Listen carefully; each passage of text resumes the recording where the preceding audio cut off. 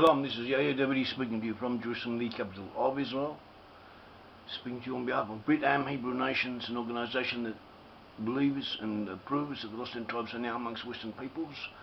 We concentrate upon research proving where the lost ten tribes are, revelation bringing this to the realisation of the public, working towards the revelation of Judah and Israel. These are our major principles, the 3 R's of Brit Am: research, revelation, reconciliation. Here and there, through the nature of what we do and our involvement with both the Jews and the lost 10 tribes of Israel and their descendants, we touch upon contemporary affairs, upon current affairs, contemporary events, and we also live in the land of Israel. We work from the land of Israel, and whatever happens to the land of Israel, to us, affects how we operate, affects what we believe in. So there is what happens to us is directly connected to what happens to the land of Israel in general. There's a one-on-one relationship. It is not something that is distant, that evolves or develops along the line. Bang, bang, bang. Whatever happens to the Jewish people in the land of Israel also happens to our organisation, to Brit Am and what we believe in, and therefore it is valid for us to promote the welfare of Israelite nations and the Israeli public especially, and that of Jerusalem as well, because this is all part of the one package that we represent and that we believe in, and that which is our goal in this world. Recently, very recently, a few weeks ago, we put out an article and a YouTube clip saying that Obama was a backstabber, an Edomite. We could refer to him as an Edomite backstabber. Now this is not really accurate. That is why we think we owe Obama an apology. It's not an Edomite, but more like an Ishmaelite. There's a difference. For someone who is one may well validly be offended by being referred to as the other. We refer to Obama as an Edomite backstabber, because he is similar by analogy to the reported behavior of Esau, who is also known as Edom, who came, according to tradition, to kiss Jacob, his brother, or pretended to be intending to kiss Jacob, his brother, and in effect trying to bite his neck. That is what Obama is doing. He's pretending to be offended with Israel and the Israeli public. He just visited Jerusalem. He made a lot of nice speeches written up for him by all his experts, saying all the good things to make the Israelis feel good. And then in fact he wanted the Israelis to lie down, or the Israelis to make more and more compromises to the Arabs and to the Palestinians, even though puts the whole of the Jewish populace in this country in mortal danger. And he should be aware of it. He's not lacking in intelligence. He must know the implications of what he is demanding. And we suspect that he just doesn't care, and he might even be glad of potential harm that could come to us. Whatever, that is another story. We just wanted to get the facts straight, to straighten out the facts, to apologise in effect, or to set the record straight. Obama apparently was the descendant of an Arab forefather. His great-great-grandfather was an Arab slave trader. He traded in Arabs. He traded in Africans, in black Africans. And that is why Obama has an African name. Obama's father was officially recognised by the Kenyan government as an African Arab. And also the Barack Hussein Obama is his name. He's given his name to set him apart from other Africans. It is not usual in the area of Kenya where Obama came from for people to give their children Arab names. And if he was given his name, it was given to him for a reason, to set him apart from the other children, and that he should remember his Arab heritage. And his great-great-grandfather was a slave trader in the black Africans. He also apparently took an African woman, and so did his children after him. And so that when we come to the father of Obama, we get someone who is quite dark, and but to some degree considering himself a little bit better than the others, a little bit uppity, above them, above the other African Negroes, more like an Arab. And maybe Obama was aware of this distinction. Maybe he wasn't. Maybe he inherited it. Obama came from a white mother. His mother was of Irish and English ancestry, as far as we understand. Obama once visited Ireland and identified himself as being descended from Irish people. Nevertheless, Obama, according to his autobiographical works, from his childhood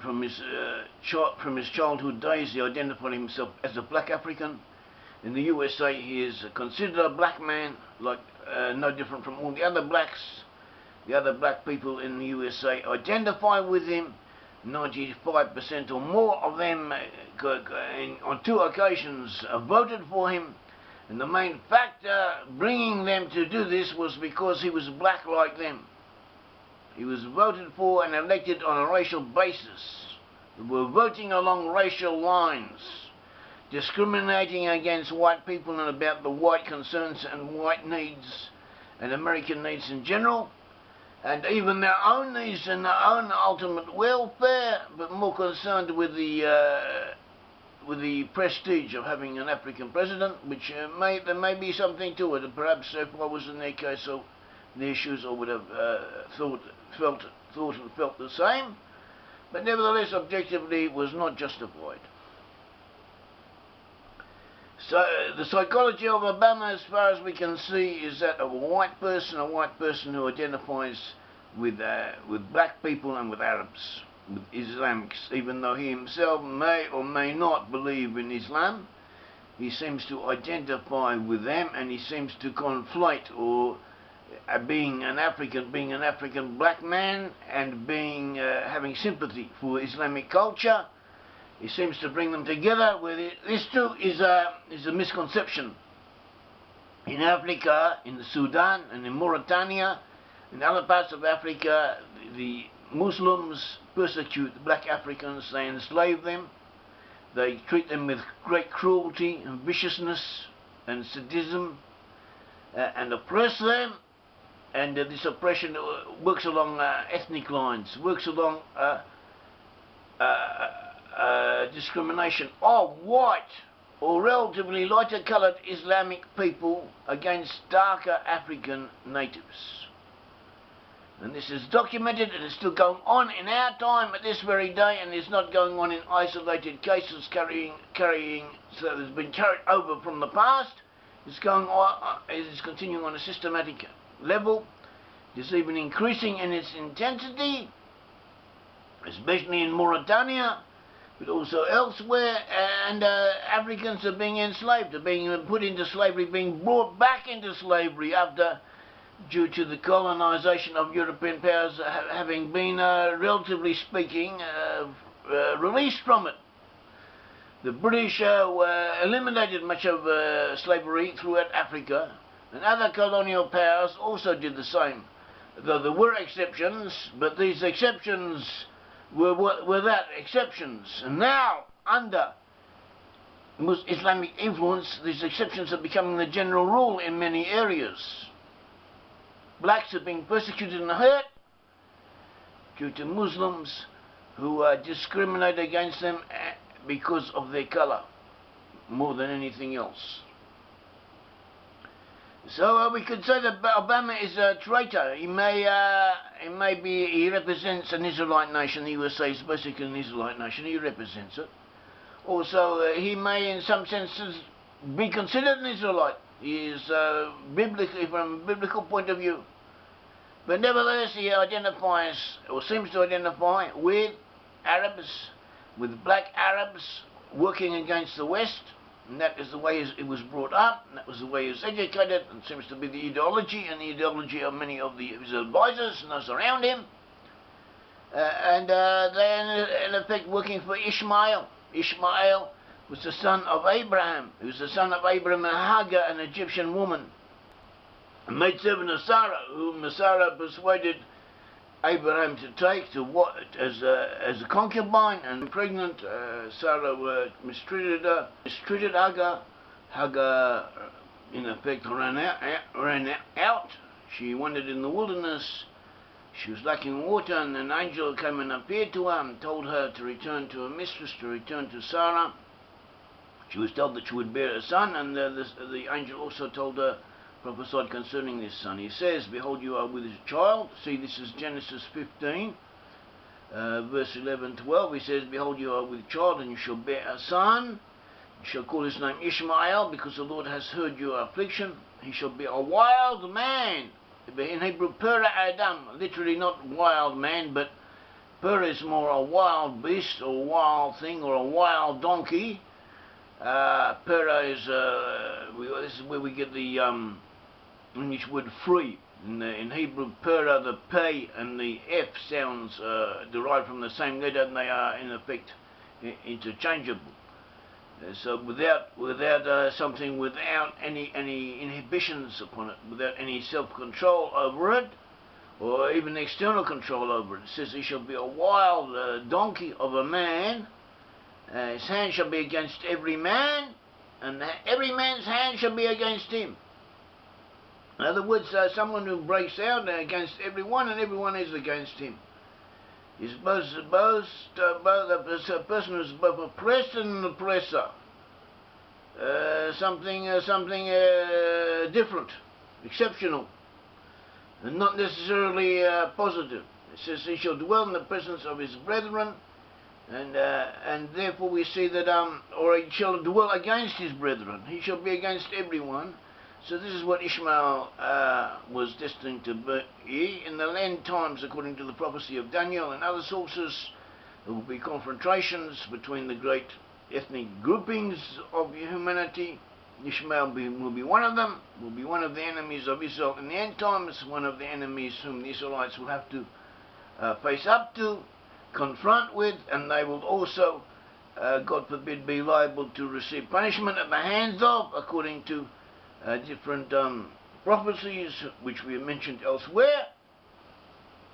At all events,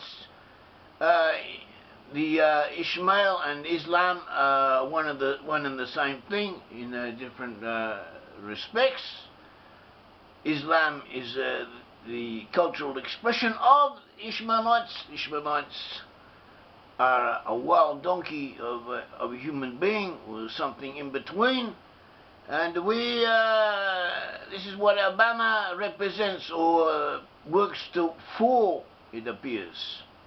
We therefore, we apologize for Obama. We don't apologize, but we should not have called Obama an Edomite. He is rather an Ishmaelite, a wild donkey Ishmaelite of a man. He also supports homosexuals. It makes you wonder why. What makes him so fanatically homosexual and so fanatically in favor of abortions and of things which are harmful to mankind and against the laws of the Almighty. Thank you very much. May the Lord God of Israel bless all of us. Thank you.